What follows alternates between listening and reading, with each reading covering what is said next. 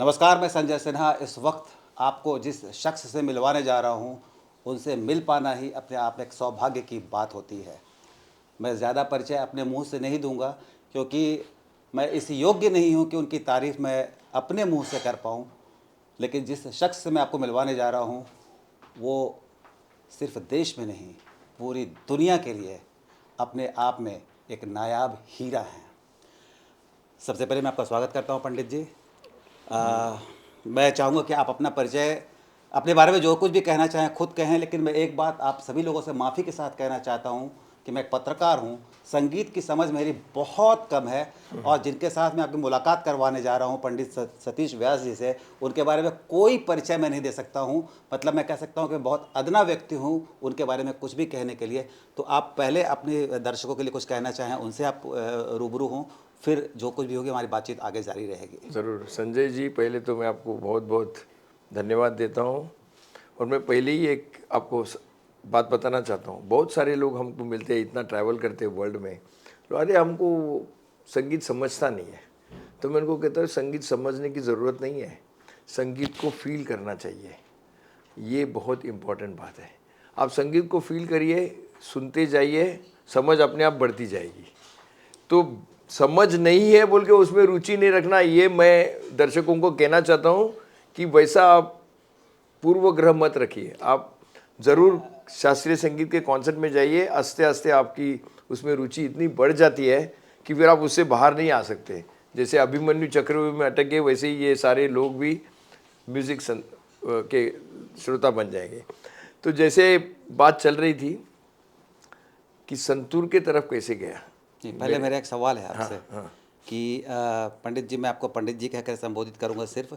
और ये बहुत छोटी सी बात जो आपने कही है, वो कि संगीत को फील करना चाहिए। हम लोग संगीत को फील करते हैं, लेकिन हम लोग जिस संगीत को फील करते हैं वो एक अलग चीज़ है। जब इतना बड़ा संगीतज्ञ सामने बैठा हो, तो हमारे फीलिंग का वो जो पूरा जो ऑरा है वो डिफरेंट हो जाता है, बदल जाता है। नहीं नहीं, और मैं बहुत बड़े बड़े पॉलिटिशियन से मिलता हूँ, पर जब आप जैसे लोग मिलते हैं, जिनको कि मैं दुनिया में बहुत मतलब एक सीमित संख्या में इस तरह के लोग हैं, उस कद के लोग हैं, तो उनके सामने में हम जैसे पत्रकार जो हैं वो भी थोड़ा ठंडे पड़ जाते हैं। नहीं नहीं, समझ ऐसा में नहीं आता नहीं। कहाँ से शुरू करो और कहाँ उसको पूरा कर पाऊँगा। नहीं नहीं। तो मेरा एक सवाल है आपसे। हाँ हाँ पहले मैं दर्शकों को ये बात बता देना चाहता हूँ बहुत सिंपल तरीके से, कि आप ये बात जानते हैं कि इनका कद क्या है, और ये कौन सा म्यूज़िक इंस्ट्रूमेंट जो है उसको प्ले करते हैं। ये सब कुछ आप लोग जानते हैं, मतलब चेहरा देखकर ही आप जानते हैं, कुछ बताने की ज़रूरत नहीं है। और पूरी दुनिया में कुल मिलाकर 5 या 6 लोग होंगे जो आज के ज़माने में वो म्यूज़िक इंस्ट्रूमेंट बजाते हैं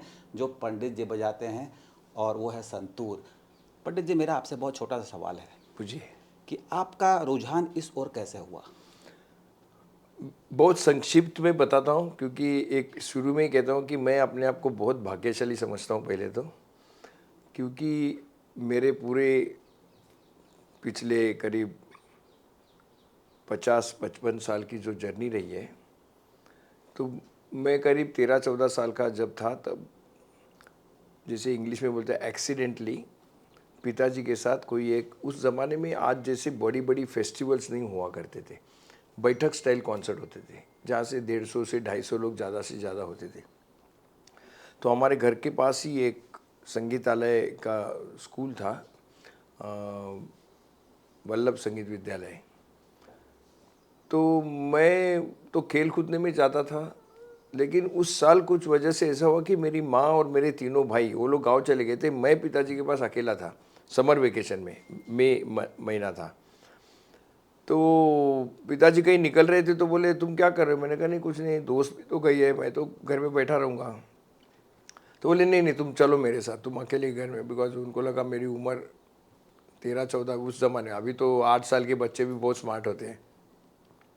तो उनके साथ मैं जिस जगह गया, ये वल्लभ संगीत विद्यालय में, वहाँ एक बैठक कॉन्सर्ट थी। तो मैं, आप सोच सकते हैं कि उस उम्र में बच्चा जैसे एकदम कि अभी something is going to happen, उस हिसाब से। और सारे काफ़ी म्यूजिशियंस बैठे थे हॉल में। फिर पर्दा जब खुला तो देखा सामने एक बहुत ही खूबसूरत व्यक्तिमत्व ऐसे साज लेके बैठे हुए कि जिस साज का नाम नहीं सुना किसी था। को मालूम नहीं था, मुझे भी तो बिल्कुल ही मालूम नहीं था। फिर वो अनाउंसमेंट हो गई कि पंडित शिव कुमार शर्मा संतूर के साथ आज अभी प्रस्तुति करेंगे, तब नाम भी पता चला और साज का नाम भी पता चला कि ये कश्मीर का साज है। और तभी हमारे पंडित शिव कुमार शर्मा करीब 28-29 साल के होंगे, इतनी वो तो बहुत उम्र में, और नए नए बम्बई में आए थे, तो उनका प्रोग्राम रखा गया था। तो अगले 2 घंटा जो भी कुछ वहाँ पे नाच संतूर का जो उनका संगीत उन्होंने जो बजाया, उससे मैं इतना प्रभावित हो गया कि आई कैन से कि मेरा first turning point of life was वो कॉन्सर्ट थी। तो जैसे ही हम घर आए तो मैंने पिताजी को कहा कि मुझे संतूर सीखना है। तब उस दिन तक मैं शास्त्रीय संगीत में रुचि मेरी नहीं थी, घर में गाना था लेकिन पता नहीं जो भी वजह होगी या ध्यान नहीं दिया था, जो भी है। वहाँ क्या हुआ कि पूरे कंसंट्रेशन के साथ मैं कॉन्सर्ट सुन रहा था 2 घंटे, और एकदम मेस्मराइजिंग बोलते वैसा हो गया था मैं। तो जो personality, the music, the instrument, ये सब चीज़ों ने ऐसा मुझे भा लिया कि वो पूरे दिल और दिमाग में बस गया। तो मैंने अपनी इच्छा प्रकट करी तो पिताजी बोले अच्छी बात है, तुम्हारी अभी उम्र, मैं 7वीं-8वीं कक्षा में था। तो उस ज़माने में जैसे टिपिकल मिडिल क्लास में होता है, पेरेंट्स बोले नहीं नहीं तुम अच्छा है, मुझे खुशी है कि तुम शास्त्रीय संगीत की तरफ अभी रुझान, तुम्हारी रुचि हो गई है, मैं लेके जाऊंगा शिव जी के पास तुमको, लेकिन पहले तुम ग्रेजुएट बनना और तब तक घर में गाना है, गाना सीखो, उसका बेस जब होगा तो कोई भी इंस्ट्रूमेंट सीखने में आसानी हो जाएगी। एंड टुडे अभी भी वो शब्द मेरे को दिमाग में आते हैं कि उन्होंने जो एडवाइस किया था वो कितना सही था, क्योंकि उस ज़माने में पिताजी माताजी से कभी आर्गुमेंट नहीं करते थे। उन्होंने बोल दिया, हमने कहा आप जो कह रहे हो वो ठीक है। आज का ज़माना ऐसा नहीं है, आज अगर पिताजी माताजी कुछ बोलते हैं, नहीं नहीं आपको कुछ समझता नहीं है, ऐसे बोलते हैं। वो ज़माना वैसे नहीं था। तो गाना सीखा, फिर 9 साल, फिर मैंने ग्रेजुएशन साइंस में करी, फिर मास्टर्स इन साइंस किया। जिस दिन मैं लास्ट पेपर दिया, घर आया तो पिताजी को कहा, तब तक 9 साल गुजर गए थे, पहले जब से शिव जी को सुना था तब से 9 साल।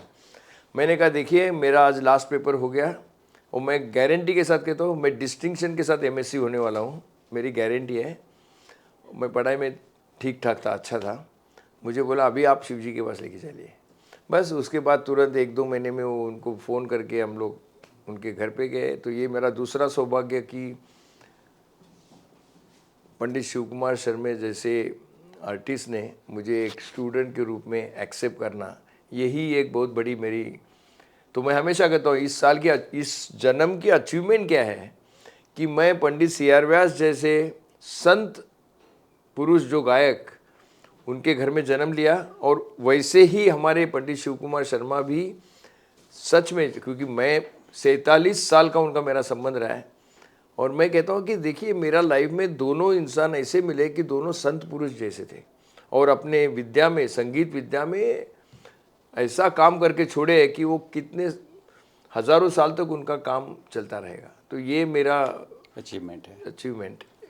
मैंने इतिहास की किताब में ये पढ़ा था सुभाष चंद्र बोस जी के बारे में कि वो जब देश की आज़ादी की लड़ाई लड़ना चाहते थे तो उनके उनके पिता ने उनसे कहा था कि तुम इस लड़ाई को लड़ना, लेकिन पहले तुम ICS की परीक्षा पास करके दिखलाओ। और उस ज़माने में ICS की परीक्षा यानी इंपीरियल सिविल सर्विसेज की जो परीक्षा थी वो बहुत कठिन होती थी, उसकी बहुत सारी अलग अलग शर्तें होती थी।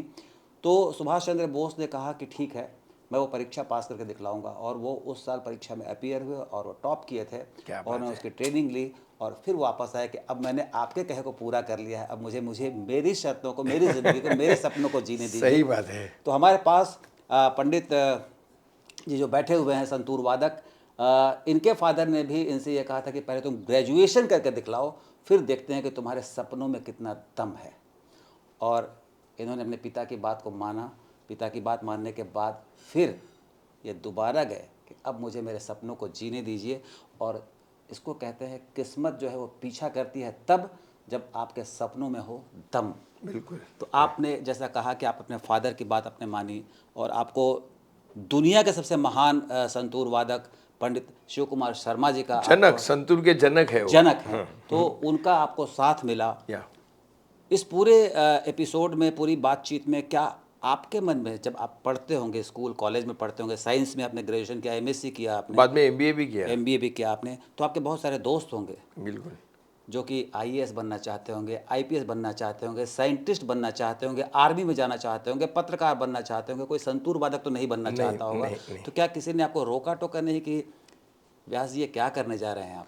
नहीं, स्टूडेंट्स में जब मैं स्टडीज़ कर रहा था तब तो जो कॉलेज के फ्रेंड्स थे या जो भी थे वो इतना नहीं, क्योंकि उनको पता लग गया था कि मेरे पिताजी संगीत से जुड़े हुए हैं, तो उनको लगता वो था गायन ठीक है। क्षेत्र में थे। लेकिन मेरा एक दूसरा पहलू जो है वो आपको बताता हूँ कि मैं इतना पढ़ा लिखा था उस, और ये ऐसी है चीज़ है संगीत, ये ऐसे नहीं कि 2 दिन में बैठ के हो सकता है कि जैसे कंप्यूटर का प्रेस किया बटन और सब कुछ हो गया, नहीं, उसकी बहुत साधना लगती है। और संतूर जैसे साज सुनने में जितना मीठा, जितना अच्छा है, उतना ही वो बजाने के लिए और करने के लिए बहुत कठिन है। आप सोचिए कितने वोकलिस्ट लोग बोलते हैं 4 तार तानपुरा के मिलाने में तकलीफ हो जाती है, हमारे साज पे तो 100 तार है, 100 तारे, यस। वो मिला के बजाना उसमें, तो उसकी बहुत साधना ट्रेनिंग लगता है। तो हम लोग कोई रिच फैमिली को बिलोंग नहीं करते थे। मेरे फादर तो म्यूजिशियन थे उस ज़माने में, जितने भी आप नाम ले सकते हैं, जितने भी बड़े आर्टिस्ट थे, उनको इतना कोई पैसा नहीं मिलता था जो आज के। हम लोग बहुत लकी है कि उन्होंने जो मेहनत करी उस पर आज हमारे जैसे कलाकार काफ़ी कुछ अच्छी तरह ज़िंदगी बिता रहे।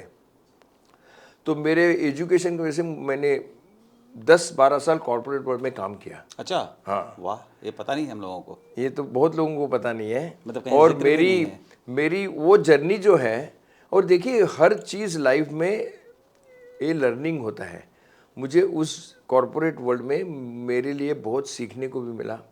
मैं नाम भी ले सकता हूँ, शुरू में मैं आईसीआईसीआई में था, which was not a bank that time, it was a development bank. Development bank, yes. तो मैं उसमें था कुछ साल। उस फिर साल अमिताभ बच्चन जी भी उसमें कोशिश की थी, उन्होंने जॉब की भी, शायद ऐसा मैंने सुना है कलकत्ता में। तो ये मैं बात कर रहा हूँ 76 की। जी। फिर ऐसे हुआ कि साथ साथ में मैं I was wearing lot off hats actually. मेरा दिन उस वक्त मैं 20 घंटे काम करता था, एंड वो मैं 15 साल तक ऐसे मैं करता था। सुबह 5 बजे उठ के, क्योंकि शिव जी के पास जाना शुरू कर दिया था सीखने के लिए, तो सुबह 5 बजे उठ के रियाज़ करना संतूर का, फिर करीब 7 बजे तक रियाज़ करके फिर तैयार होके ऑफिस जाना, फिर शाम को आने के बाद रोज़ शाम को ऑलमोस्ट एवरी डे शिव जी के घर में जाना। ये नहीं है कि मैं रोज़ बैठ के सीखता था, लेकिन एक गुरु के प्रति समर्पित भाव जो मैंने पिताजी का देखा था उनके गुरु के प्रति, और ऐसे हो गया कि मैं उनके फैमिली का एक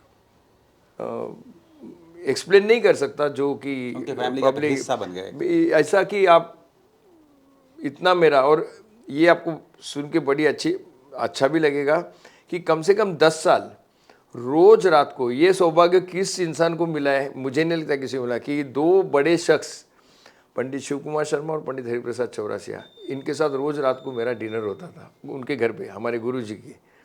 तो ये बहुत ये था, और हर संडे को सीखने को जाता था।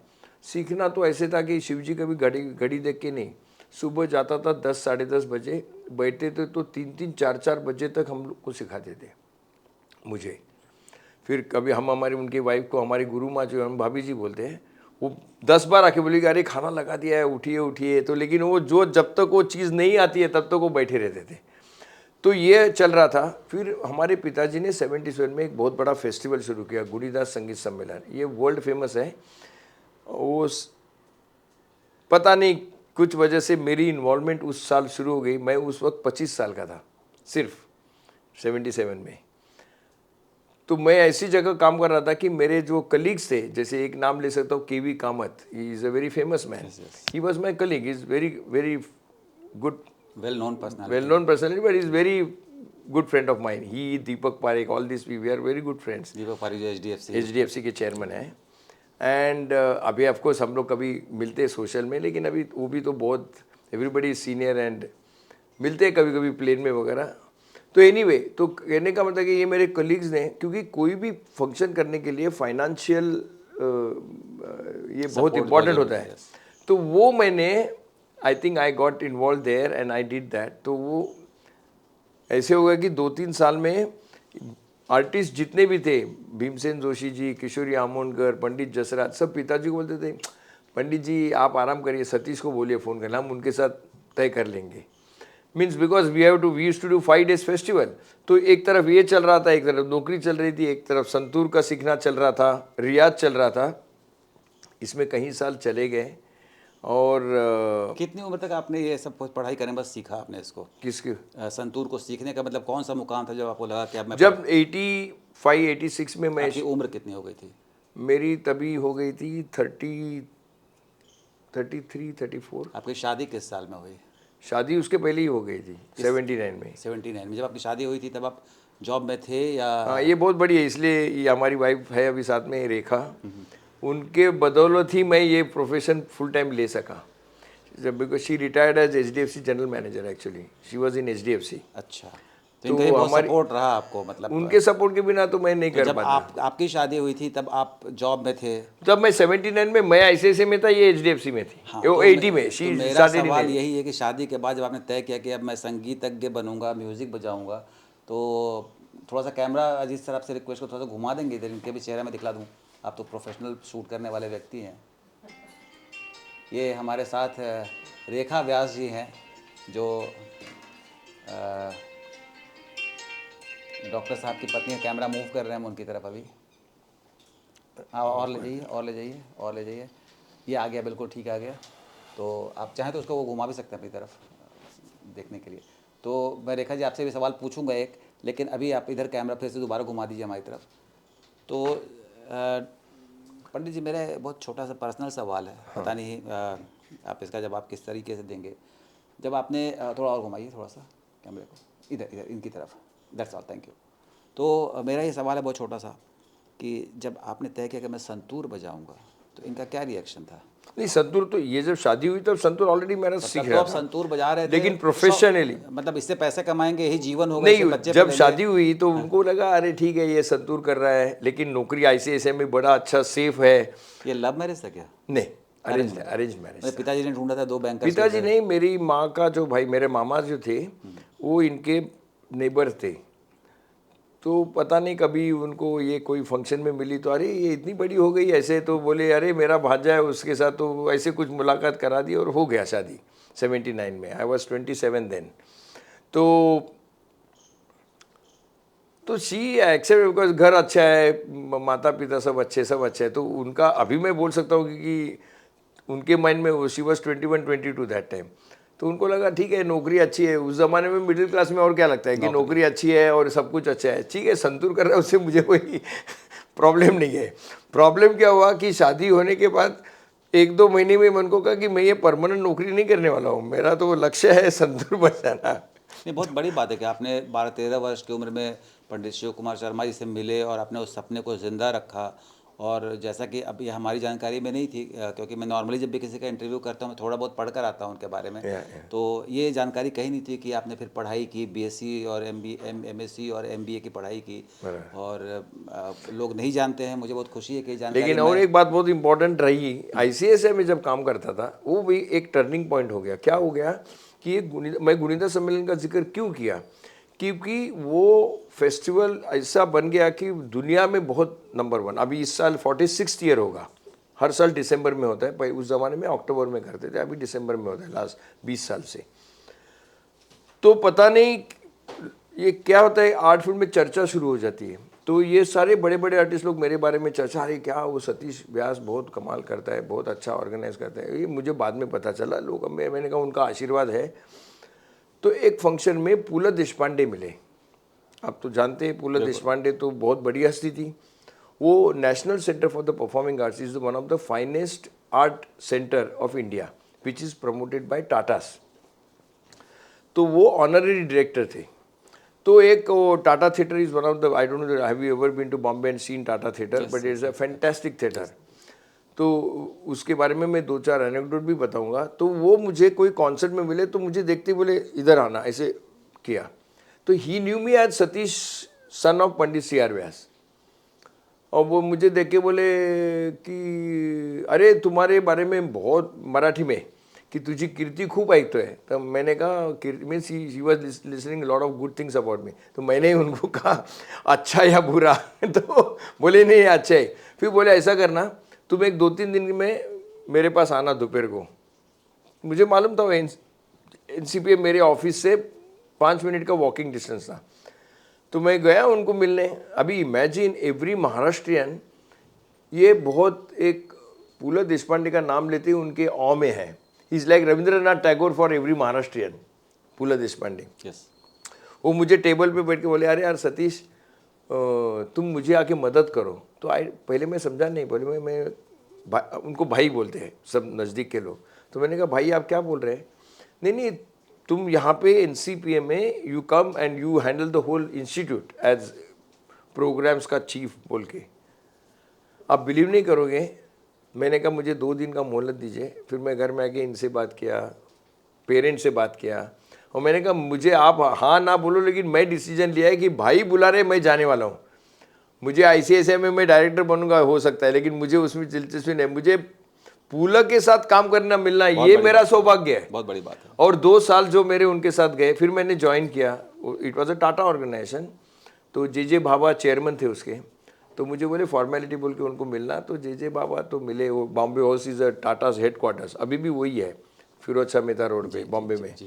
तो वहाँ जाके वो फॉर्मल इंटरव्यू, और मैं तभी मुझे मेरे जो कलीग्स थे ICICI में बोले यार तुम क्या पागल बने हो यार। मैंने कहा देखो मेरा संतूर के लिए मुझे ये सब करना है, because I am going to an institution which is culture.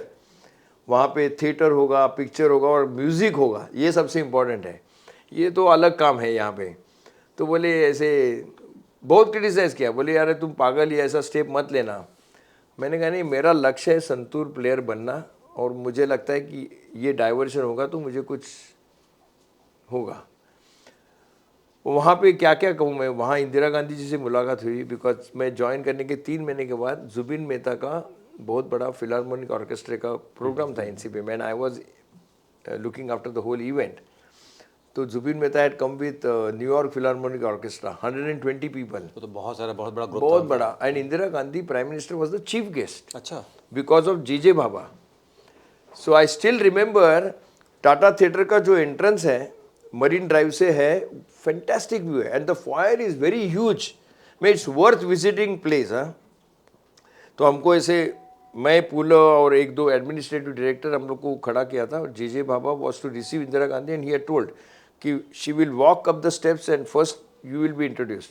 तो I still remember that day when we shook hands with Indira Gandhi, what a personality. And फिर she attended the whole concert of Zubin Mehta. तो ये कुछ ऐसे लाइफ में moments मेरे बहुत अच्छे आ गए।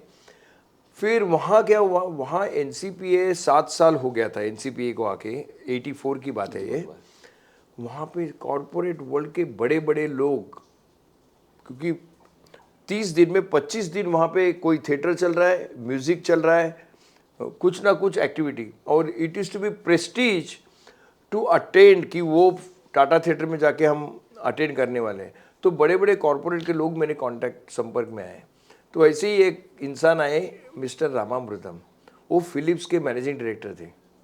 तो 8-9 महीना, और वो मेरे पिताजी के बहुत बड़े फ़ैन थे। तो उन्होंने मेरे साथ अच्छा संपर्क किया, और फिर एक 8-10 महीने के बाद उन्होंने एक दिन घर में बुलाया, और उन्होंने मुझे जो ऑफ़र दी वो मैं रिजेक्ट नहीं कर पाया। अक्रॉस, तो पहली बात तो हर जॉब मुझे घर में आके मिला है, मैं कभी जॉब के लिए गया नहीं। उन्होंने कहा मैं तुमको पूरा फ्रीडम दूंगा, तुम्हारा प्रोफाइल इतना अच्छा है, क्योंकि they wanted to launch CD, music की CD, and they wanted lot of other things to be done for Philips के लिए। तो आई जॉइन फिलिप्स। ऐसे सब मेरा जर्नी वो बहुत लंबा चौड़ा है, but those 10-12 years of corporate world, सबसे ज़्यादा तो मैंने ICICI में किया काम, फिर 2 साल NCPA, और फिर 4-5 साल फिलिप्स में काम किया था। और फिर मैं तभी क्या हुआ, शिवजी के साथ मैं बहुत ट्रैवल भी करता था फॉरेन में या यहाँ पे। तो ऐसे ही हम रशिया गए थे, तो 85-86 में। तो उन्होंने कहा सतीश तुम अभी पब्लिक में बजाना शुरू करो। आई वॉज वेटिंग, मैंने कोई जल्दबाजी नहीं की। मैंने कहा जब गुरुजी खुद बताएंगे कि अभी you are ready to go on stage, तभी मैं निकलूँगा। सो तब से फिर शुरू किया। तो तब जब जॉब छोड़ी, तभी भी मेरे जो कलीग्स तो पुराने कांटेक्ट में थे, बोले यार ये पागल बना है। वही उसमें से 2 लोग मेरे कभी एक 5-7 साल मेरे परफॉर्मेंस में कोई कॉन्सर्ट में आए थे, एंड बिलीव मी, वो एक्चुअली उसमें से एक वायलिन प्लेयर था, और वो हमेशा अच्छा वायलिन प्लेयर था, लेकिन वो छोड़ नहीं रहा था जॉब। वो वायलिन तो पीछे रह गया, वो जॉब में ही रहा रिटायर होने तक। तो वो जब कॉन्सर्ट में आया वो literally cried in the green room. बोले यार तुमने जो डिसीजन लिया ना, कि कितना है कि तुमको जो चीज़ में दिलचस्पी है वो तुम कर पा रहे हो, और मैंने पूरा मन मार के वो जॉब करते रहा। मैंने कहा थोड़ा डेयरिंग तो करना चाहिए ना। मैंने इनको बोल के रखा था कि 7 साल दूंगा, इफ 7 years में if I am not able to establish myself तो I will go back to corporate world, मेरे पास तो क्वालिफिकेशन है। एंड शी, उन्होंने होल हार्टेडली कहा तो ठीक है। मतलब बहुत पुरानी बात है कि हर पुरुष की कामयाबी के पीछे किसी न किसी महिला का हाथ होता है। या तो वो तो खैर हम सभी लोग इस बात को समझते हैं। मेरा चूँकि बातचीत इतनी दिलचस्प है कि वो बातचीत कभी ख़त्म ही नहीं नहीं करने का बहुत मन बहुत करेगा। ज़्यादा है और मेरा लाइफ में, बहुत लेकिन कम इसमें बताया एक्चुअली। नहीं, मैं बहुत छोटे छोटे सवाल आपसे और पर्सनली पूछना चाहता हूँ। ऐसा कहते हैं कि शिष्य गुरु को नहीं ढूंढता है, गुरु शिष्य को ढूंढता है। तो मैं ऐसा मानता हूँ कि आपका प्रारब्ध था, या पंडित शिव कुमार शर्मा जी का प्रारब्ध था कि आप जैसा शिष्य उनको मिला, और आपने ना सिर्फ संतूर को बहुत ऊंचाई तक पहुंचाया है। ये मेरा पर्सनल ऑब्जर्वेशन है, मैं गलत भी हो सकता हूँ, कि पंडित शिव कुमार शर्मा का भी नाम रोशन करने में आपका एक बहुत बड़ा योगदान नहीं है। नहीं नहीं, वो ये तो ठीक है, बहुत संतूर बहुत जाती होगी उनका, देखिए, उनके नाम पे हम हमारा गाड़ी चल रहा है, ऐसा बोल सकता हूँ। वो भी सही है। अब रामकृष्ण परमहंस को का नाम स्वामी विवेकानंद ने भी ऊपर किया था। तो दोनों अपनी अपनी जगह पे थे। शिष्य का भी बड़ा योगदान होता नहीं है। नहीं नहीं, और वो होता है, सही बात है, वो तो होता ही है। लेकिन अभी मेरा ये 2-3 छोटे छोटे सवाल हैं कि आपने पूछिए। इतनी पूरी दुनिया में आपने परफॉर्म किया है बहुत जगह। कोई ऐसी जगह की घटना का जिक्र करें आप, बहुत संक्षेप में करें, कि जहां आप गए हों और आपको लगा हो कि ये तो कमाल ही हो गया, कुछ अलग हो गया ये। मीन्स प्रोग्राम अलग हो गया ऐसे। हाँ, प्रोग्राम हो गया या कोई ऐसी घटना घटी हो। दो दो बहुत सारे इंसिडेंट्स, लेकिन एक बहुत इंपॉर्टेंट इवेंट जो हुआ बॉम्बे में 1993 में, एक होल नाइट फेस्टिवल हुआ बॉम्बे में, जी। जिसमें जो लाइनअप था सबसे जूनियर मोस्ट मैं था। तो शुरुआत का और वो रात भर था। फर्स्ट आइटम वॉज मेरा था। मेरे बाद थे पंडित जसराज जी। पंडित जसराज जी के बाद में थे उस्ताद अमजद अली खां विद उस्ताद जाकिर हुसैन, और लास्ट में थी किशोरी आमोनकर। अभी आप नाम तो देखिए, मैं तो बिल्कुल ही जूनियर आदमी था। कॉन्सर्ट के एक हफ्ते पहले ऑर्गेनाइजर्स का फ़ोन आया कि वो किशोरी ताई ने फ़ोन किया है, बोली कि मैं प्रोग्राम शुरू करूँगी, मैं लास्ट में नहीं गाऊँगी, मुझे शुरू में बैठना है। तो उन्होंने मुझे फ़ोन किया। मैंने कहा ये बहुत गलत है। किशोरी ताई को बोलिए मेरे बाद वो गा सकती है, लेकिन मेरे जगह वो गा के मुझे कहीं और बैठना, ये सब बहुत बड़े बड़े लोग हैं, मैं तो अभी इनके सामने बहुत जूनियर हूँ। तो उन्होंने कह दिया कि सतीश जी मान नहीं रहे किशोरी ताई को। तो किशोरी ताई ने मेरे को बहुत प्यार था किशोरी आमोनकर जी का। उन्होंने खुद ही फ़ोन किया सुबह सुबह, हमेशा 7 बजे फ़ोन करती थी। बोली सतीश, मैं तुमको बोल रही हूँ, मैं पहले गाने वाली हूँ, माई की तबीयत ठीक नहीं है, मुझे सुबह तक मैं नहीं बैठ सकता। माई मीन्स उनकी मदर। मुझे वो सब मालूम नहीं है, तुम बाद में बजाना, मैं पहले बैठूंगी गाने के लिए, और तुम्हारे पीछे तुम्हारे पिताजी और मेरा आशीर्वाद रहेगा, तुम चिंता नहीं करना। अभी उनके सामने मैं उनको कितना थोड़ा आर्ग्यूमेंट किया कि नहीं नहीं ताई, आप इतनी बड़ी, और आपके गाने के बाद मेरी हिम्मत ही नहीं होगी स्टेज पे जाने के लिए, आप तो किस कोटि की आर्टिस्ट है, कलाकार है। बोली तुम कुछ बोलना नहीं, मैं पहले गाने वाली हूँ। तो फाइनली मैं एक्सेप्ट कर लिया। और मेरे साथ उस्ताद शफात अहमद खां तबले पे थे, दिल्ली घराने के बहुत नामी थे, बहुत जल्दी गुजर गए, 51 की उम्र में गुजर गए 2005 में। तो वो तबले पे थे। तो अभी 9 to 11 उन्होंने गाया, और वो तो कमाल की आर्टिस्ट थी। तो जब चेंज हुआ तो 11:15 बजे मैंने शुरू किया। मुझे अभी भी याद है, 3000 का हॉल है रंग भवन से, ओपन एयर थिएटर। 3000 के हॉल में कम से कम 4000 लोग तो होंगे, इतनी भीड़ हो गई थी, क्योंकि इतने बड़े बड़े कलाकार थे। तो मेरा तो सौभाग्य था कि इस लाइनअप में मेरा प्रोग्राम था। पता नहीं क्या है, मुझे इतना मैं कह सकता हूँ कि उस दिन जो मैंने राग बजाया था कोसी कानड़ा बोल के, 11:15 बजे शुरू किया और 1 बजे ख़त्म किया। 1 घंटा 55 मिनट बजाया वो पूरा। और अपने मुँह से विथ मॉडेस्टी मैं बोल सकता हूँ कि जैसे ही प्रोग्राम ख़त्म हुआ, सच बोलता हूँ कि पूरा हॉल उठ के स्टैंडिंग ओवेशन दिया।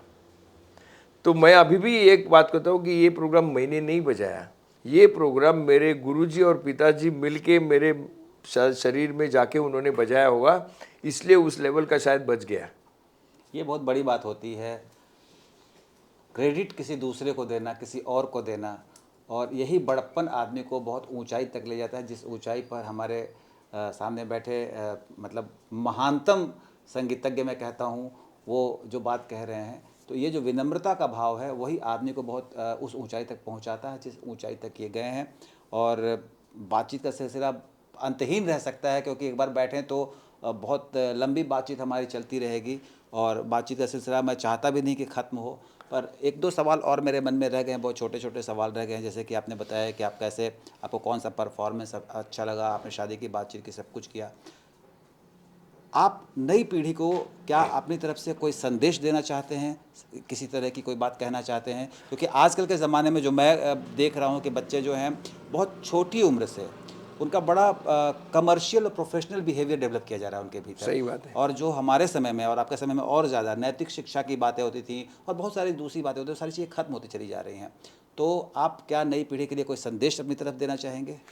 वैसे तो मैं अपने आप को इतना बड़ा नहीं समझता कि कोई संदेश दूँ, लेकिन मैं जो ऑब्जर्वेशन कर रहा हूँ, देखिए बहुत सारी सोशियो इकोनॉमिक चेंज जो है बहुत बदलाव आ गया है पिछले 15-20 साल में। पूरे दुनिया में, भारत में नहीं, सोशियो इकोनॉमिक चेंज इतना हो गया है कि आज हर चीज़ अवेलेबल है, लेकिन शास्त्रीय संगीत करने के लिए उन चीज़ों का कुछ हद तक फ़ायदा ज़रूर है। कि अभी कहीं यंग स्टूडेंट्स मैंने देखा हुआ है कि किसी गुरु के पास जाके सीखना उनके लिए बड़ा अजीब, उनको वो सब वीडियो सुनेंगे या आजकल मटेरियल बहुत, आप कोई भी चैनल पे जो यूट्यूब है, ये है, आईट्यून्स है, तो म्यूज़िक बहुत प्लेंटी है।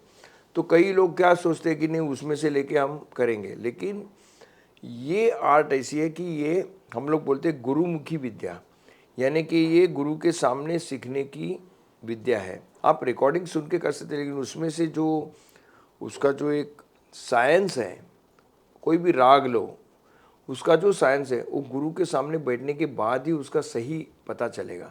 तो कुछ तो गुरु को सामने रख के सीखना चाहिए। और दूसरी बात, बहुत जल्दी जल्दी प्रोग्राम करना ये ठीक है, मैं ऑब्जेक्शन तो कोई नहीं ले सकता, डेमोक्रेटिक वर्ल्ड है। लेकिन मेरे पास आते हैं कभी कभी, मैंने कहा देखिए आपको 1 साल में सब जगह बजाएंगे तो आगे 5 साल आप करेंगे क्या? तो रिस्ट्रिक्टेड रखिए। अभी ऐसे बहुत सारे हैं कि यहाँ फ़ोन करो, वहाँ फ़ोन करो, मुझे यहाँ बजाना है। अरे यार, लोगों को रातों रात अमीर बनने की होड़ हो गई है। अमीर से भी उनको शोहरत जल्दी चाहिए। हाँ, शोहरत जल्दी चाहिए। लेकिन मैं सोचता हूँ कि स्टैगर्ड रहेगा कि चलो भाई हम महीने में 2-3 प्रोग्राम करेंगे, लेकिन इनको रोज़ ही प्रोग्राम बजाना है। लेकिन ये कुछ देर तक चलेगा, बाद में अभी जो ऑर्गेनाइज़र उनको एक बार बुलाया वो बाद में तो बुलाएंगा नहीं ना, वो तो हर साल तो नहीं कर सकता। तो मैं हमेशा कहता हूँ कि इतनी जल्दबाजी भी मत करिए कि हर एक साल में आप इतना प्रोग्राम बजा ले कि अगले 4 साल तक कोई प्रोग्राम ही नहीं आएगा। तो फिर आपका देन यू विल गेट डिमोरलाइज्ड कि मुझे कोई पूछने। ये बहुत सिंपल बात है, लेकिन बहुत सारे लोग बहुत प्रैक्टिकल बात इन्होंने कही। आप लोग इस बात को जरूर नोट करके रखिएगा। हाँ, और पंडित जी ने जिन लोगों के नाम लिए हैं ना, जिन महान संगीतकारों के, पंडित हरिप्रसाद चौरसिया, किशोरी अमोनकर, पंडित जसराज, मैं तो रोंगटे बिल्कुल खड़े हो रहे हैं कि मैं इन लोगों का नाम भी सुन पा रहा हूँ, क्योंकि वो इन्होंने उनके साथ परफॉर्म किया है, उनके साथ उठे बैठे हैं, और मेरी किस्मत अच्छी है कि मैं इनके साथ उठा बैठा हूँ। और जैसा कि आप बता रहे थे कि उनकी कहानियाँ बता रहे थे पंडित हरिप्रसाद चौरसिया जी की, तो मैं ऐसे बचपन में पढ़ा हूँ, पता नहीं सच्ची कहानी की झूठी कहानी है, कि वो बचपन में स्कूल में बांसुरी बजाया करते थे। तो उनके टीचर कहा करते थे कि ये कुछ नहीं करेगा। उनके शायद उनके पिताजी से उन्हें शिकायत की थी कि हरिया कुछ करता नहीं है, ये जो है सो केवल पता नहीं क्या बांसुरी बजाता रहता है। किसको पता था कि बाद में जाकर वो हरिप्रसाद चौरसिया बनने वाले हैं, जिनकी एक धुन, हालांकि वो पहले वो अखाड़े में कुश्ती खेलते थे, ये सही बात सही है। और फिर उन्होंने कई बांसुरी का इलाहाबाद में उन्होंने भोलानाथ जी का संगीत पर जो शोध किया है। अब तो जो बॉलीवुड में हम लोग जो गाने सुनते हैं काफ़ी वो मतलब पश्चिम के की कॉपी हो जाती है और रीमिक्स होते हैं उसमें, पर जो ओरिजिनल जो संगीत है जो कि आप लोगों के समय का है और आपके साथ का है, क्या आपको लगता है कि आने वाली पीढ़ी इसको धरोहर को संभाल कर रखने के लिए जा रही है? नहीं, देखिए, हर पीढ़ी में बहुत सारे अच्छे लोग निकलते हैं कि जो इस धरोहर को आगे डेफिनेट लेके जाएंगे, ये तो मुझे कॉन्फिडेंस है। तो ये बहुत बहुत ये बहुत सकारात्मक कॉन्फिडेंस कॉन्फिडेंस है, है। ये बहुत, क्योंकि देखिए मैंने तो अभी कितनी जनरेशन देखी है। मैं रविशंकर जी से लेके सब आर्टिस्टों के साथ उठना बैठना हुआ है मेरा। जी। उस पीढ़ी में हम सोचते थे, मैं हालांकि हम उनकी बराबरी नहीं कर सकते, उनका लेवल अलग था, लेकिन हर पीढ़ी में कुछ ना कुछ अच्छे कलाकार आते ही है। जैसे भीमसेन जोशी आ गए, हमारे पिताजी हुए, कुमार गंधर्व हुए, पंडित जसराज जी हुए, किशोरी आमोणकर हुए, नाम कितने ले सकते हैं हम लोग। वैसे भी आज की पीढ़ी में बहुत अच्छे अच्छे टॉप पे आर्टिस्ट है, और हमेशा वो ये दौर चलता रहेगा। तो हर पीढ़ी में आएंगे ही, उसमें कोई सवाल ही नहीं है। हाँ, 10% ड्रॉप हो सकता है, वो मेरे गुरुजी ने भी एक बार बताया कि ईच जनरेशन में धीरे डिटोरिएट करेगा, हल्का थोड़ा सा 10% डिटोरिएट करेगा। अलग हो जाएगा, या म्यूजिक का प्रेजेंटेशन जो 40 साल पहले था वो आज नहीं है। नहीं है। उस ज़माने में ये इंस्ट्रूमेंटल अली अकबर खान साहब या रविशंकर जी, विलायत खान साहब एक एक राग को लेके 2-2 ढाई-ढाई घंटा बजाते थे। आज हमारे जैसे कलाकारों को भी कि 40 मिनट के ऊपर राग नहीं बजा सकते हम लोग, उसी में ख़त्म। नहीं तो लोगों के पास पेशेंस नहीं रहा। बिल्कुल। आज क्या हुआ है कि इम्पेशेंस बहुत बढ़ गया है। And why? बिकॉज ये मॉडर्नाइजेशन, गैजेट्स जो आए, मोबाइल फ़ोन, ये वो सब, उसमें लोगों को एक अस्थिरता है। अस्थिरता, ये बिल्कुल सही बात बता रहे हैं कि लोगों में अस्थिरता डेवलप हो गई है। हाँ। और मैं एक पत्रकार के हैसियत से आप लोगों से माफ़ी मांगना चाहता हूँ कि वो स्ट्रेसफुल लाइफ है। मीन्स वो स्ट्रेस क्यों है? मैं भी अपने माइंड पे बॉम्बे में रहता हूँ, स्ट्रेस होता ही है, कुछ ना कुछ वजह होती है कि जो इट इज़ नॉट जो लाइफस्टाइल पुराने था, क्योंकि एम्बिशंस बहुत कम थी, उतना एनवायरनमेंट भी वैसा नहीं था। आज क्या हुआ है कि आज बहुत सारे इतने बदलाव हो गए, और उस बदलाव में आपको अपना लाइफ आगे बढ़ाना है, तो आप खाली घर में बैठ के वो पहले जैसा था ऐसे नहीं हो सकता। तो इंसान कुछ ना कुछ करने में भागते रहता है। जो कि सही तो मैं कहूँगा भागते रहते रहते बीच बीच में टाइम निकाल के शास्त्रीय संगीत को सुना करे, तो वो बहुत आराम से आपको शांति देगी। ये मैं भी कहता हूँ बहुत सारे लोगों से कि ज़िंदगी को जीने की तैयारी में मत बर्बाद कीजिए, ज़िंदगी को जीने की शुरुआत कर दीजिए। करेक्ट। तो पंडित जी, मैं आपसे आखिरी सवाल आज के इस इंटरव्यू के लिए करना चाहता हूँ, और सवाल नहीं है ये, असल में चूँकि मैं बहुत कम समझ पाता हूँ संगीत को, मैं सुनता हूँ और फील भी करता हूँ, लेकिन आप जैसे बड़े कलाकार के सामने मेरे पास, चूँकि हम लोगों का कोई ऐसे प्रैक्टिस नहीं है कि मैं आपके लेवल के लोगों से मिल पाऊँ। कितने लोगों से, 6 ही लोग हैं, तो कहाँ कहाँ मिल पाऊँगा मैं। तो उस लिहाज से मेरी ये पहली मुलाकात इनके साथ है, तो बहुत सारे सवाल जो रह जाते हैं हमारे मन में, सोचे होते हैं लेकिन ऐन वक्त पर नहीं पूछ पाते बस हैं। समझ में आता है। तो अब मेरा आपसे ये सवाल है कि आपके मन में कोई सवाल है जो कि मुझे पूछना चाहिए था और मैंने नहीं पूछा और आपको उसका जवाब देने की इच्छा थी?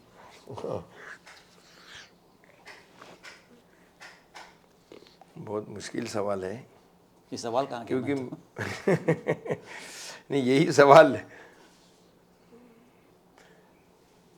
नहीं, आपने यंग लोगों के लिए जो पूछा उसका तो मैंने मेरे हिसाब मेरा से ये सवाल जवाब है कि दिया है। बहुत बार क्या होता है, हम जब इंटरव्यू कर लेते हैं पूरा, तो हमारे मन में ये रह जाता है कि काश हमने उनसे वो सवाल भी पूछा होता जो जिसका जवाब देने की इच्छा उनके मन में रही होती। ये तो हमने जो पूछा, आपके मन में कोई ऐसी बात है जो आप कहना चाहते हो, जो दुनिया तक नहीं पहुंची हो और पहुंचाना चाहते हो? नहीं, मैं यही हमेशा कहते रहता हूँ कि भाई संगीत जो कर रहे, अभी कुछ एलिमेंट संगीत में ऐसी भी आ गए कि मन अस्वस्थ होता है मेरा। उसका कारण क्या पता नहीं, क्योंकि अभी कंपटीशन इतनी बढ़ गई है हर चीज़ में। तो मैं जब देखता हूँ कि ये आज जैसे यंगर लोग हैं या इवन थोड़े सीनियर लोग, वो कुछ ना कुछ हासिल करने के पीछे माहौल को थोड़ा सा गड़बड़ हो रहा है। तो मैं समझता हूँ कि संगीतकारों को इकट्ठा मिलके काम करना चाहिए, क्योंकि शास्त्रीय संगीत की रुचि जो है वो अभी बहुत सीमित है, बहुत कम हो गई है ऐसे लगता है। क्योंकि आज एंटरटेनमेंट के फॉर्म्स जो है ना वो कितने हैं। आपको ओटीटी प्लेटफॉर्म है, बॉलीवुड है, फिल्म है, म्यूज़िक सुनने के लिए कितने चैनल्स हैं, कितने प्लेटफॉर्म्स हैं। मैं स्पॉटिफाई भी म्यूज़िक है, आईट्यून पे भी म्यूज़िक है, यूट्यूब में भी म्यूज़िक है, तो इतना प्लेंटी अवेलेबल है। तो लाइव कॉन्सर्ट्स के लिए लोगों को अट्रैक्ट करना ये एक बड़ी जिम्मेदारी हमारे संगीतकारों पे है। तो इसके लिए हमारे संगीतकारों में एकता होनी बहुत ज़रूरी है। यही मेरा विचार है और उसके प्रति मैं काम भी कर रहा हूँ कि लोगों को समझाता हूँ कि भाई हम लोग इकट्ठा काम करना चाहिए ताकि इस कला को जीवित अच्छा रखे। इसके प्रति लाइव कॉन्सर्ट्स के लिए लोगों को अट्रैक्ट करना बहुत इम्पॉर्टेंट बात है। ये बहुत इम्पॉर्टेंट बात है। पंडित जी सिर्फ संतूर के तार नहीं जोड़ते हैं, लोगों के दिलों को भी जोड़ते हैं, रिश्तों को बनाते हैं, और वो आपसे यही संदेश आपको दे रहे हैं कि जोत से जोत जगाते जलाते बिल्कुल सही। जगाते चलो। यस। और जी एक छोटा सा सवाल है पंडित जी। नहीं नहीं, आप इधर आएँ प्लीज़। एक छोटा सा सवाल है। हमारे साथ हैं डॉक्टर हंसमुख वर्मा जी, आप प्लीज़ प्लीज़ प्लीज़ यहाँ बैठें, और फिर मेरी माइक आपकी आवाज़ को, सवाल को कैच करेगा। ये डॉक्टर वर्मा जी हैं, ये जबलपुर में बहुत मशहूर अस्थि रोग विशेषज्ञ डॉक्टर हैं, बेहतरीन इंसान हैं, और ये पंडित जी से कोई सवाल पूछना चाहते हैं। बहुत ही पर्सनल सवाल है। I don't know whether I can take that liberty to ask that और not. Please please go ahead. जैसे हमारे प्रोफेशन में होता है कि मैं सर्जन हूँ या डॉक्टर हूँ, तो मैं चाहता हूँ कि मेरा बेटा भी डॉक्टर बने, इस प्रोफेशन को मेरे से सीखे, आगे बढ़ाए और नेक्स्ट जनरेशन कंटिन्यू करे, जो मेरी अचीवमेंट्स है उसको एक लेवल आगे ले जाए। मैं माफ़ी चाहूँगा आपसे। What about you? Whether your next generation has followed your footsteps and want to take it to another level or not? नहीं, एज फार एज मेरी फैमिली का कहना होगा तो मुझे तो एक लड़का है और उसको संगीत में बहुत रुचि है, लेकिन उसने बचपन में ही मुझे कहा, जब उसको समझ आई कि डैडी मुझे इतना मेरे पास शक्ति नहीं है कि मैं 3 घंटे बैठ के रियाज़ करूँगा, गाना सुनूँगा। तो उसका रुझान कुछ अलग था। तो वो तो सीनियर कमांडर एयरलाइन में पायलट है वो, और उसकी और भी कुछ रुचियाँ हैं, लेकिन शास्त्रीय संगीत सुनता बहुत है। बहुत बार मुझे वो लाके सुनता है कि ये देखिए, क्योंकि मैं इतना वो गैजेट यूज़ नहीं करता हूँ, वो बहुत यूज़ करता हूँ। तो उसको कहीं भी XYZ कोई भी आर्टिस्ट है तो उसका म्यूज़िक मुझे पता कि ये सुनिए बहुत कमाल का गाया है, बस उतना तक सीमित है। और वैसे देखा जाए तो मेरा बड़ा भाई का लड़का भी गाना वगैरह सीख रहा है। लेकिन क्या है, देखिए एक बात साफ कहता हूँ, ये म्यूज़िक में प्रोफेशन करना बहुत डिफ़िकल्ट है, बहुत डिफ़िकल्ट है। और हम कभी ये नहीं चाहते हैं कि गाना ज़रूर सीखे या संगीत सीखे, लेकिन इसको प्रोफेशन करने के लिए कुछ दूसरी चीज़ें हर एक के पास होनी चाहिए, तब जाके वो आदमी कुछ सक्सेस बनेगा। और आज तो बहुत कॉम्पिटिटिव वर्ल्ड है, तो हमारी फैमिली के हिसाब से प्रोफेशन बोल के कोई कर नहीं रहा है, कोई नहीं कर आपको रहा है। अभी तक कोई ऐसा शागिर्द मिला जिसको आप चाहते हो ये विरासत ही आगे बहुत लंबी दूर है तक ना, ले बहुत जाएगा? बहुत बहुत अच्छा है। 2-3 हैं, और ये बड़ा सौभाग्य है कि वो फॉरेनर्स हैं। ये बहुत इम्पोर्टेंट है। पंडित जी ने बस शुरू में ही बात कही थी, इनके पिताजी गायन क्षेत्र में थे, तो इनके पिताजी ने इन्हें इस बात की आज़ादी दी कि तुम्हें जो बनना हो तुम बनो। इन्होंने अपने बेटे को आज़ादी दी या है कि करेक्ट। तुम्हें जो बनना है तुम मेरा एक बनो। स्टूडेंट है, हालांकि एक कैनेडियन है, एक अमेरिकन है। कनाडा में जो रहता है वो मॉन्ट्रियल में रहता है। आप बिलीव नहीं करोगे, वो भी आएगा, तुम्हें उसको चाहिए तो जबलपुर लेके भी आऊँगा, और आप उसका संतूर सुनेंगे तो आपको, वो मेरे पास आज 18 साल से सीख रहा है क्या बात। और यहाँ आके रहता है। हाँ? कार्यक्रम यहाँ रखिए जबलपुर में, आप अगर जब कहें आयोजन करवा देंगे। वही उसको सुनना चाहिए। तो मैं जो कह रहा हूँ कि वो बहुत आगे लेके जाएगा, उसमें सारे गुण हैं जो एक कलाकार के प्रति चाहिए। और ये भी मैं कहता हूँ, जोनाथन वॉयर, जोनाथन बॉय, वो इतनी सिंपल ज़िंदगी वहाँ बिताता है कि घर में ना तो टेलीविज़न है, पूरा संगीत, शास्त्रीय संगीत में ही रुचि है, और बस सीखते रहता है, सीखते रहता है। वो यहाँ 6-6 महीना, साल रह के मेरे पास घर पे सीख के गया है। हर साल आता था, पैंडेमिक की वजह से अभी 2-3 साल से आया नहीं। अभी कल, और ऑलमोस्ट वीक में एक बार मेरे से बात करता है वीडियो पे। अभी उसने प्लान किया, वो जनवरी मिडिल में आ रहा है। तो आप बहुत सौभाग्यशाली हैं कि आपकी विरासत को आगे बढ़ाने के लिए आपको एक शिष्य मिल गया। और दूसरा है डैनियल ब्लांचार्ड, उसको मैं डैन बोलता हूँ, वो है लॉस एंजलिस का। क्योंकि हमने रियलाइज़ किया बड़े बड़े ऋषि मुनि, आयुर्वेदाचार्य, डॉक्टर्स, सर्जन्स, फिजिशियंस, ज्योतिष, उनको एक शागिर्द नहीं मिल पाता जिसको वो अपनी पूरी ज़िंदगी का निचोड़ दे करके ये महसूस करे कि जो भी मैंने ज़िंदगी में कमाया, अर्जित किया, सीखा, उसको आगे बढ़ाने के लिए एक इंसान भी मिल जाए तो वो नहीं, ऐसे दो तीन, continuation एक होना बेंगलोर में चाहिए। अश्विन वालावलकर बोल के है, गोवा में एक नरेश मडगांवकर है, ये बहुत अच्छा काम कर रहे हैं अभी संतूर पे। बहुत खुशी हुई सुन के सर, बहुत खुशी हुई। तो ये सारी बातचीत हुई, इंटरव्यू हम इसको यहाँ पर विराम देंगे, लेकिन उससे पहले रेखा जी, आप, मैं चाहूँगा कि आप 1 मिनट के लिए यहाँ पर आएँ और आप अपना माइक इनको दे दें, ताकि बहुत बहुत धन्यवाद संजय जी। धन्यवाद मुझे, मैं धन्यवाद दूंगा, लोग आपको धन्यवाद दे रहे हैं। ये कैसे निकालना है? बस सीधा ऊपर खींच लेंगे इसको, ये आप रख लीजिए और ये माइक मेरे पास है। आप थोड़ा सा इसको थोड़ा हल्का सा बस कैमरा को मूव करिए, बहुत थोड़ा इस साइड में है, ऐसे परफेक्ट है, एकदम परफेक्ट है। रेखा जी, बताने की ज़रूरत नहीं है कि आप एक बहुत ही महान हस्ती के साथ जुड़ी हुई हैं और उनके, जैसा कि उन्होंने स्वीकार किया, उनके निर्माण में आपका बहुत बड़ा योगदान है। आप अपनी तरफ से क्या कहना चाहेंगी? नहीं, मुझे बहुत खुशी है कि उन्होंने उस समय पे वो डिसीजन लिया और उसमें उनको अचीवमेंट मिला। माइलस्टोन रहते हैं लाइफ में, उनको पद्मश्री मिला 2003 में, तो हमें भी खुशी रहती है कि उस ज़माने में उस टाइम उन्होंने वो डिसीजन लिया, उसका कुछ एक्नॉलेजमेंट मिला। अभी मध्य प्रदेश गवर्नमेंट ने भी तानसेन अवार्ड दिया, वो भी हाईएस्ट अवार्ड है Highest इस award फील्ड का। इस फील्ड का। सो हमको बहुत खुशी रहती है कि ये सब हो गया लाइफ में। वैसे बहुत आर्टिस्ट हैं जो करते हैं बट उस मुकाम तक पहुंच नहीं पाते हैं, तो इन्होंने ज़िंदगी में थोड़े लेट चालू किया क्योंकि उनको शिक्षा कंप्लीट करनी थी, बट उसके बाद जो हुआ वो बहुत अच्छा हो गया, तो हमें बहुत बहुत खुशी है उस अच्छा, बात ये तो की। चलिए, मतलब एक इंटरव्यू की बातचीत हो गई, कभी किसी बात से शिकायत होती है इनसे? हम आजकल थोड़ा झगड़ा करते हैं क्योंकि उस ज़माने में क्या हुआ था, उन्होंने जैसे बताया कि जैसे शादी हो गई तो हर लड़की का कोई सपना रहता है। मेरा सपना ये नहीं था कि मैं कोई म्यूजिशियन से शादी करूं।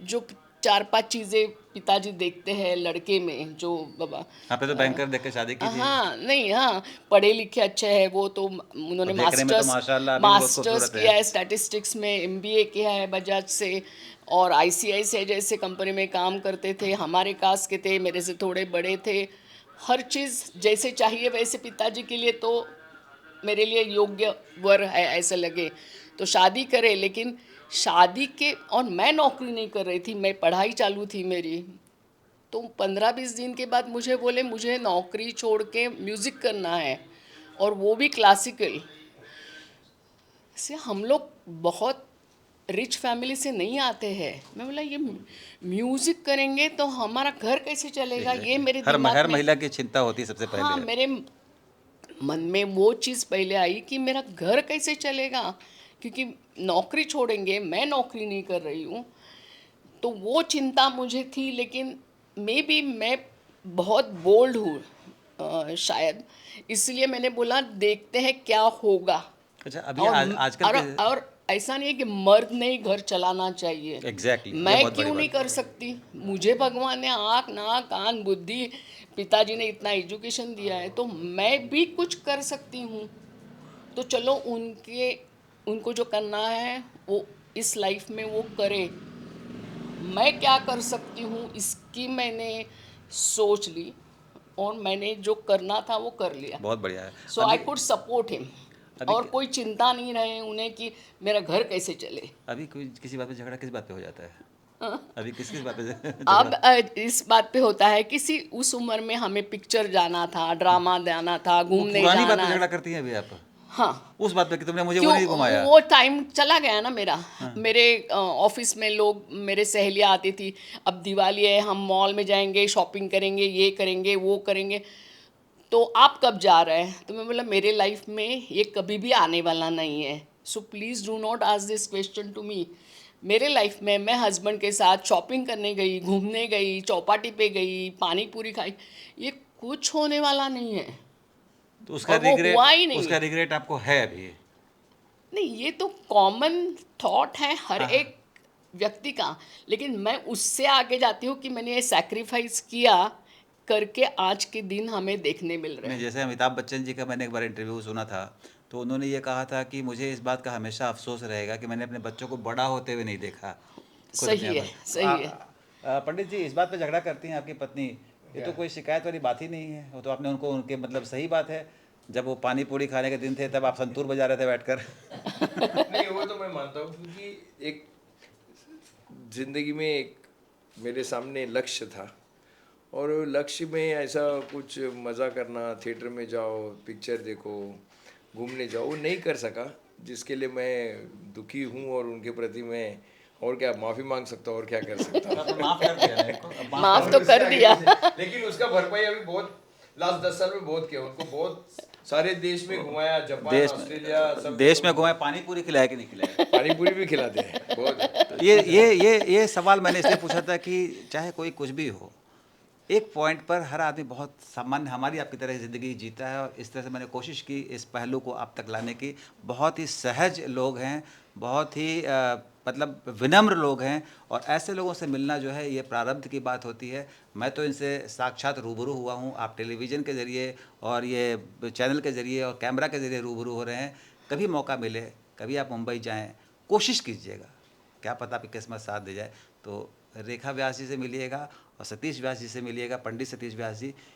इनसे मिलने से आपके भीतर जो पॉजिटिविटी आएगी, उसको आप इमेजिन नहीं कर सकते कि मैं इस वक्त क्या फील कर रहा हूँ। आप लोगों को, दोनों लोगों को मैं पाँव छूकर नमन करता हूँ। आप दोनों लोगों को, आप लोगों से मिलकर बहुत बहुत बहुत अच्छा लगा। धन्यवाद। बड़ी खुशी हुई। और मैं अपने साथी कर्नल अजीत जी को बहुत बहुत शुक्रिया कहना चाहता हूँ, ख़ासतौर पर उनकी पत्नी हेमा जी को शुक्रिया कहना चाहता हूँ।